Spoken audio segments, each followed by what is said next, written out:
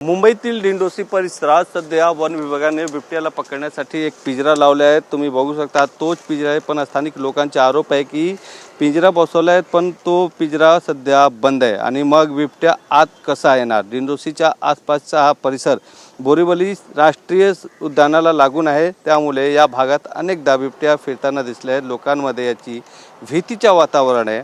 आता बिबट्या वन विभागाने लावलेल्या या पिंजरात केव्हा अडकतो हे पाहावे लागणार आहे, पण स्थानिक काही लोक आहेत ज्यांनी प्रश्न उपस्थित करत आहेत।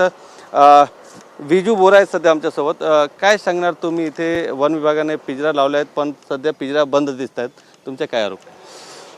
वन विभागाने या ठिकाणी पिंजरा लावण्यात आलेला आहे स्थानिक आमदारच्या मार्फत। जेव्हा आमच्या इथे रात्रीच्या वेळेला बिबट्या दिसण्यात आलेला आहे त्याची तक्रार वारंवार केल्यानंतर आमदाराच्या प्रेशराने हा पिंजरा त्या दिवशी लावला आहे। 8 या 9 तारीखला मला वाटतं त्या लोकांनी लावला आहे।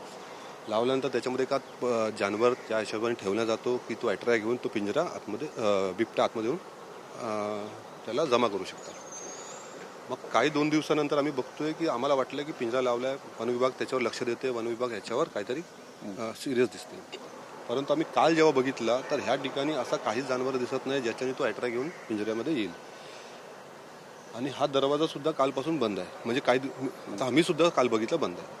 आता मला एक फक्त प्रश्न आमचा हे आहे की अगर समजा आम्हाला दिशाभूल करण्यासाठी या आम्हाला दाखवण्याकरता अगर तुम्ही पिंजरा लावून ठेवणार असेल, हा आमच्यावर फसवणूक आहे। वन विभागाला विनंती आहे की ह्याच्यावर लक्ष द्यावी आणि स्थानिक लोकांचा गंभीरात विचार करून निर्णय घ्यावे।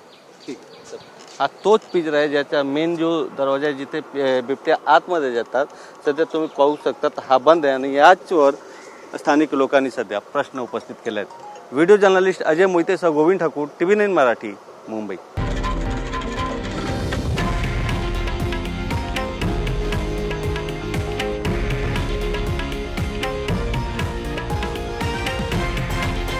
हे आहे देशातील नंबर 1 न्यूज नेटवर्क आणि आपण पाहत आहात TV9 मराठी, एकमेव।